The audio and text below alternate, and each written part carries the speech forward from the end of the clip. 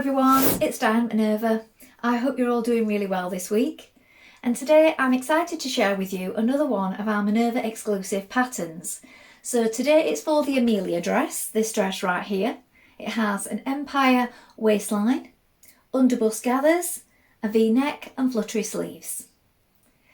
Now this has a fluid drape, so we suggest that you choose something that will show off that drape, such as a viscose chalet, and that's what we're using today, a crepe or maybe a chamoose. Now all our patterns come in two block size ranges. We have the Mrs range and the women's range. Now the Mrs range run from a 78cm up to 106cm bust, and these are drafted for a B cup. And then we have the women's size range, which go from 104cm up to 150cm, and these are drafted for a D cup. Do check the finished garment measurements and also your body measurements, and check the correct level of ease for you. Now when you've done that, we're going to wash and prepare our fabric. Now this particular fabric, as I said, it's a viscose chalet and it's called Camellia Cottage. I love this sort of shade of cornflower blue in the background with the orange and the lilac and pink. It's really pretty. So when you've washed and prepared that, we're going to go and cut our pattern pieces together. So let's go and begin doing that now. Here are our pattern pieces for our dress. So here is the back bodice. We're going to cut two. Now this is a straight grain. Cut them mirrored, so cut them as a pair. Also make a note of your markings and darts. This is the front bodice. Here we're going to cut one on the fold. Now the centre front is here. This is your fold line. This is a straight grain. Note your markings. The back facing, we're going to cut two in fabric and two in interfacing. And we have the front facing, we're going to cut one on the fold. Here is the centre front fold here. One on the fold in fabric and one on the fold in interfacing. Here is the sleeve, you're going to cut two, cut them as a pair.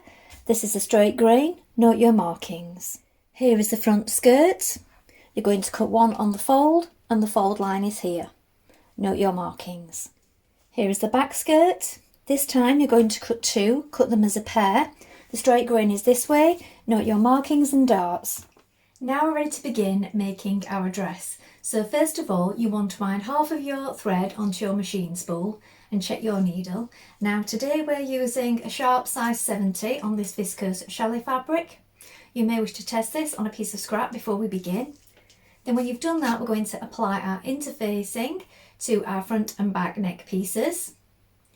And then when we've done that, we're going to prepare them. So we're going to stitch around the outer edge with either an overlock or a zigzag finish. And we're going to stay stitch our necklines. So let's begin. Now with your interfacing applied to the back of your facing pieces, we're going to overlock or edge stitch around the edge like this. So it's the outside edge. And then once we've done that, we're going to stay stitch. So we want to do this 1.3 centimetres away from the raw edge. We're going to do it around the front neck here and also along the top of the back pieces here and here.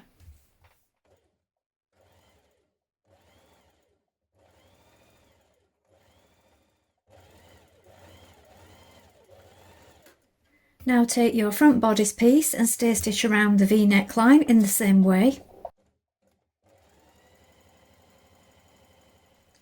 Now take your back bodice piece and make sure that you've marked in your dart point correctly before you take the pattern piece off. So I've pushed a pin through from the right side and then marked it with chalk on both sides on the wrong side. We're now going to stay stitch around the back neck edge.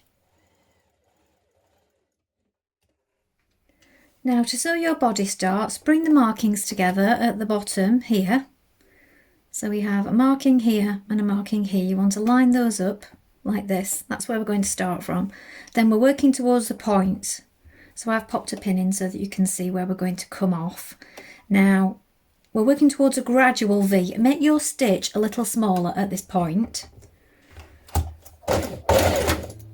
Back tack to begin, but then when we get to the end here, where the point is, we're just going to run off.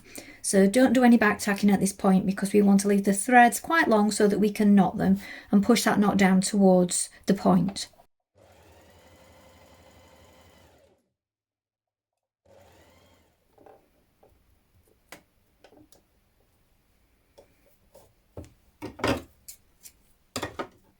If you're adding in a garment label, this one is a Minerva Maker label. You can add it in on one of your back facing pieces at this point before we go any further.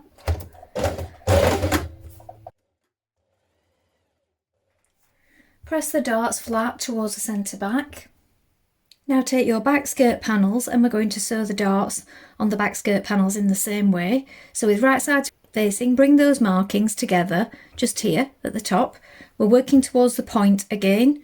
Run off gradually, then tie your threads in a knot and press towards the centre back.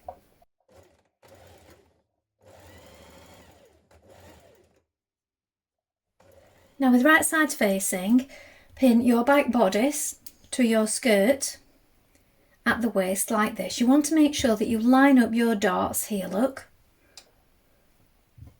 Pin it in place and then stitch with a 1.5 centimetre seam allowance.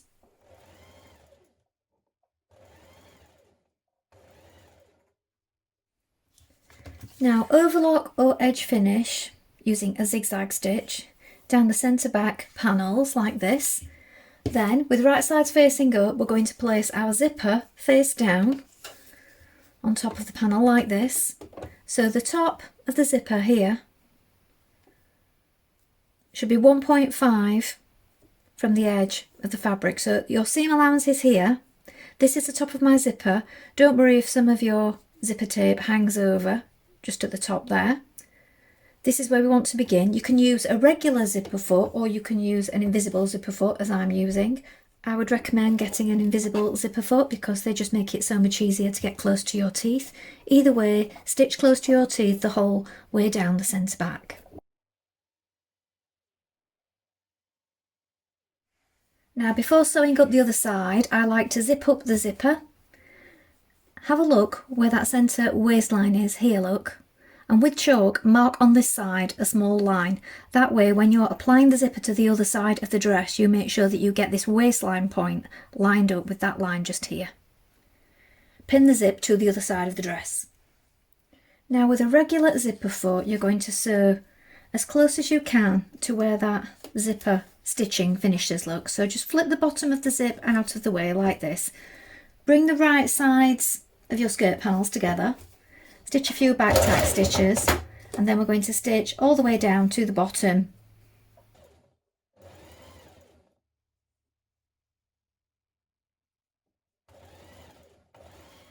Now align the front bodice with the back bodice like this, right sides facing. So we're matching the shoulders here and make sure that the notches line up. Pin it in position. Then we're going to stitch with a 1.5 centimetre seam allowance. Overlock or zigzag finish the raw edge and then press that seam towards the back.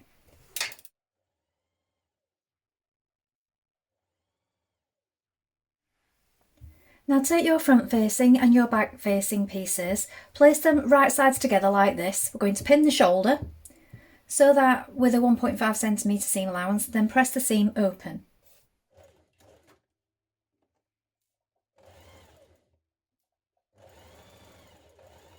Now we're going to take our facing pieces and pin them around the neck like this. So right sides facing, shoulder seams lining up with the shoulder just here. Make sure that it's lying flat on it and use plenty of pins because you don't want it stretching out of place. Line it up with the back zip like this and then we're going to stitch around the neckline now. We're going to stitch it with a 1.5 centimetre seam allowance. Once we've done it, we're going to trim it, clip it, and we'll trim it to 1 centimetre once it's complete.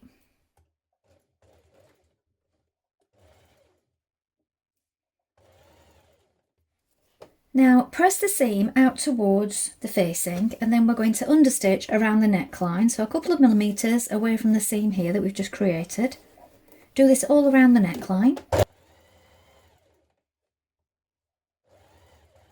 Now flip back the facing like this.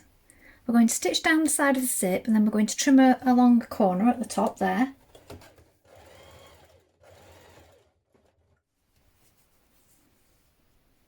Now at this point you can add a hook and eye at the back neck here, but you may find with your concealed zip that you're happy with the fastener just as it is. Now stitch the facing down across the bottom of the front bodice, just here like this. Now on the front bodice you've got two markings, one here and one here. We're going to do 2 lines of gathering stitches using a long stitch between these 2 points, and these are on both sides.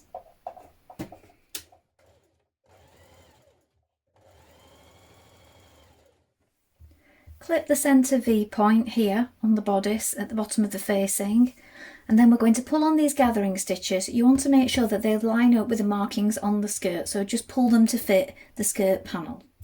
Stay stitch along the top of the skirt front panel.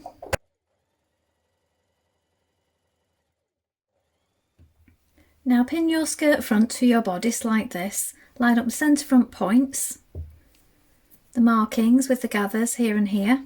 Oh, my pin's falling out just there. And then stitch it in place.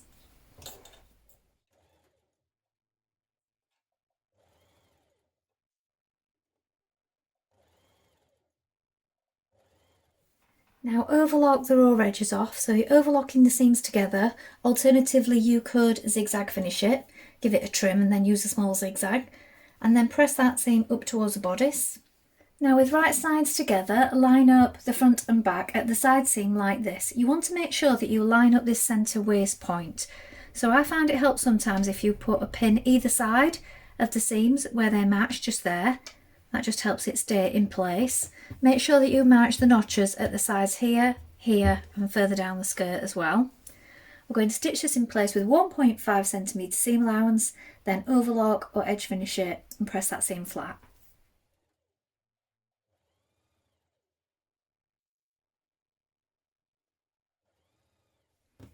Now bring together the inside seams of your sleeves like this. We're going to sew this with a 1.5 centimetre seam allowance, then overlock it and press the seam towards the back. Now we're going to add our sleeve, so you want to turn your sleeve the right way around like this and leave your garment the wrong way around. Then we're going to pop the sleeve in the armhole like this, and we want to make sure that our markings line up. So we have one mark just here, and also on the sleeve you'll find one mark. Now if you have two at this point you've got the wrong sleeve, so you have to pick up the other one. So the underarm seam matches and your markings are on either side. So just check that you have it the right way. Pin it in position, pin at the underarm point. 2 markings just there, look. And then this point here, the top of your sleeve with the shoulder. Finish pinning the sleeve the rest of the way around with as many pins as you need. And then we're going to stitch that in place with a 1.5 centimetre seam, then press that seam towards the sleeve.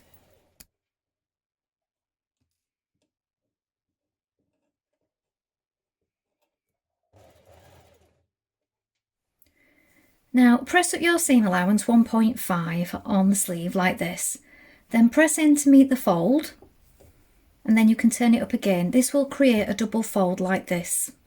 Do this the whole way around, and then we're going to stitch that hem on the sleeve. Now you might find it's better if you pin it. I prefer to do it without at this point.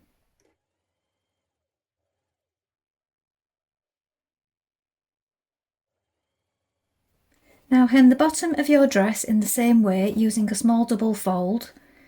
In total this amounts to 1.5 centimetres, but you may wish to try your dress on and check the hem length before you begin.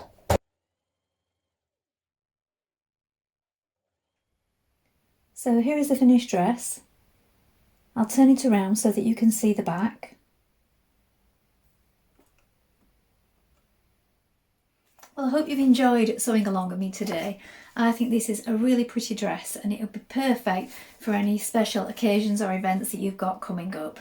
And I think it works really well with this particular fabric. It really brings out all the details in the dress and they go really well together. I look forward to seeing what you've made, so please remember to include any photographs with your comments because we do love to see them. Take a look at the Minerva Craft Club if you'd like 10% off all your orders for a whole year, and of course create a free account with us to join in with our wonderful worldwide sewing community. That's all from me for today, but I hope to be back soon with more sewing inspiration for you. Thank you so much for watching. Bye for now.